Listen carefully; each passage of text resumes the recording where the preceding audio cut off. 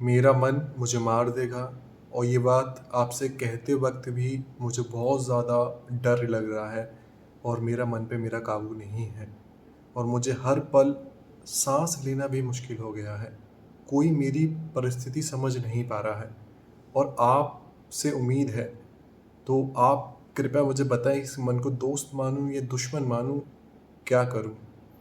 सबसे पहले नमो राधेंश राधे राधे। जो आपका प्रश्न है ये बहुत बड़ी चीज़ है, क्योंकि बड़े ही ध्यान से समझना जिसके पास भी ये शब्द कानों में पहुंच रहे हैं, क्योंकि आप भी इंसान के शरीर में हैं और आपके पास भी मन है। तो क्या चीज़ है यहाँ पर, आइए समझते हैं। गुरु आराध्य कृपा से ये चीज़ बड़ी डीप तरीके से समझ में आ गई है। अगर आप साधारण कॉन्शियस भी नहीं है, जागरूक नहीं है, तो इतना समझ लीजिए मन क्या है। मन आपकी 5 सेंसेस का एक तरीके से प्रोजेक्टर है, बस सिर्फ प्रोजेक्टर है। इसकी कोई क्षमता है ही नहीं, सिर्फ प्रोजेक्टर है। अगर आप साधारण इंसान हैं तो तब समझ लेना। आपके आँख, नाक, मुंह, कान से जो 5 सेंसेस से जो भी इंफॉर्मेशन कलेक्ट करी, आप जैसे लोगों से उठते बैठते हैं, जो टच आप अपनी बॉडी को दिला रहे हैं, जो अपनी बॉडी को छुला रहे हैं, जो भी आप एक्सपीरियंस करा रहे हैं, चाहे वो रिलेशनशिप में रहना हो, लड़ाई हो, जो भी तरीके का डाटा आपने स्टोर किया है, आपका मन बस वो आपको दिखा रहा है। ये तो साधारण बात हुई। अब इसके परे थोड़ा आध्यात्म में मुड़ो। आराध्य कृपा से ये कहते हैं कि आपका मन एक ब्रह्मांड है। समझे, आपका मन ब्रह्मांड का स्वरूप है जब तक आप इस मन में हैं।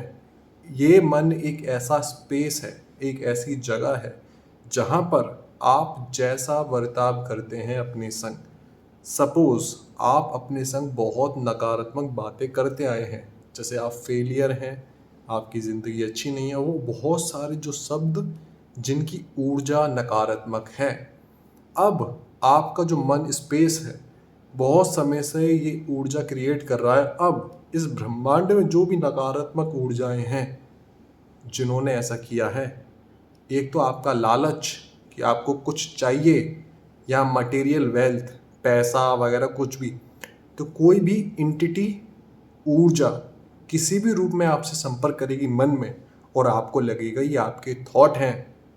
याद रखना, वो इंटिटी आपके किसी भी सगे संबंधी के रूप में आ सकती है, क्योंकि आपको लगता है आपके सगे संबंधी वो बॉडी हैं जो इस दुनिया में नहीं रहे हैं, आपके रिलेटिव्स हैं, ये पितृपक्ष चल रहा है। तो कभी कभार ड्रीम्स में भी, अगर आप सपने में भी देखेंगे, तो वो ऊर्जाएं किसी का भी रूप लेकर के आ जाती हैं और आपको लगता है ये आपके अपने हैं। तो सबसे पहले ये जान लेना, क्या इतना आसान है कि कोई कुछ भी करे, कोई कुछ भी कर सकता है हमारे संग? क्या हमारे अंदर कोई सामर्थ्य नहीं है? तो ये सरासर झूठ है।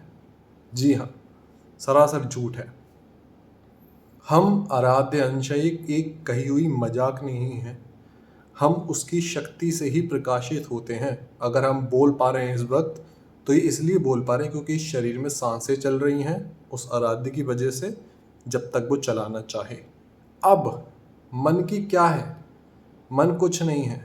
अगर आप डर रहे हैं बहुत समय से, तो मन वो रूप दिखा रहा है डरा हुआ आपको, जिससे आपको डर लग रहा है। अगर आपने बहुत ज़्यादा नेगेटिव बातें करी हैं, तो मन ने नकारात्मक ऊर्जा इकट्ठी कर ली है। अब मन कह रहा है छोड़ दे इस शरीर को, कोई फ़ायदा नहीं है, क्योंकि आपने अपने मन का पोषण वो नकारात्मक शब्दों से किया है। बस इतना सा है। अब क्या करना है, ये समझना है कि हम आराध्य के अंश हैं, यानी इस मन की या फिर इस पूरे ब्रह्मांड में किसी भी एंटिटी की कोई सत्ता नहीं है।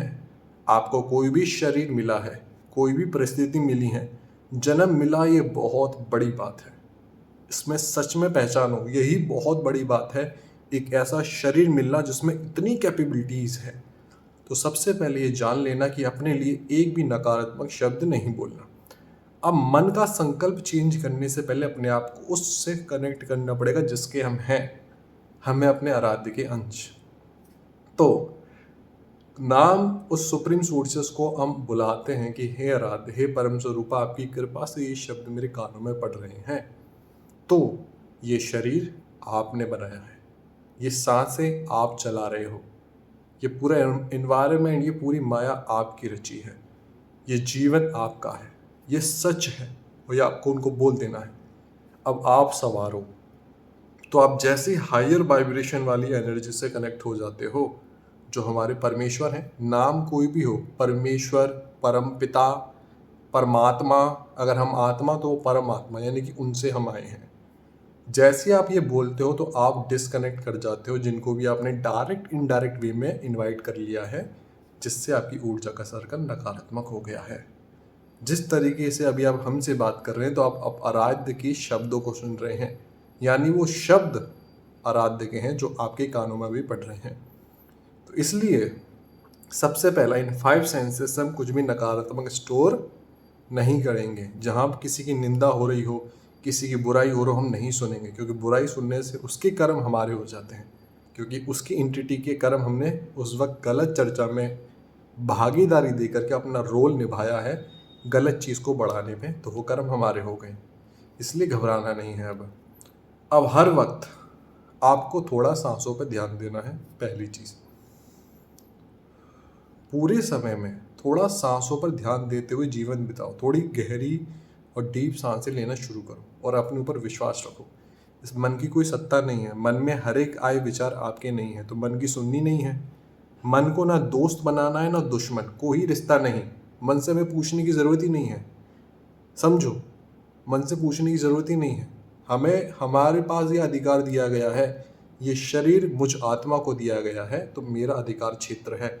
मुझे किसी की परमिशन लेने की, चाहे मन की, भी ज़रूरत ही नहीं है। इसको समझाने की भी ज़रूरत नहीं है। इसको बस इसकी जगह दिखाओ, इसके गुलाम मत बनो। इसको समझाओ, ये काम कर लो, वो काम करो, नहीं। मन को ऐसा नहीं समझाना है। विचार आपके अंदर आया, आपको लगा ये विचार सही है, ये काम करना चाहिए, उठिए, वो काम करिए। ना कि ये कि मैं उठ नहीं पा रहा हूँ। ये सब शब्दों में बहुत ताकत है। तो अपने मन को समझाना नहीं है, सिखाना नहीं, बस करना है। इसको जस्ट इग्नोर करना सीखें, ध्यान ना दें और अपना ध्यान आराध्य में लगाएं। धीरे धीरे जैसे सांसों पर ध्यान दोगे, अपने 5 सेंसेस को कंट्रोल करोगे, कुछ भी गलत चीज़ कंज्यूम नहीं करोगे, धीरे धीरे आप अपने स्वरूप में आ जाओगे, अपने आराध्य को पुकारने लगोगे। मन की कोई सत्ता ना थी, ना होगी, ना रहेगी।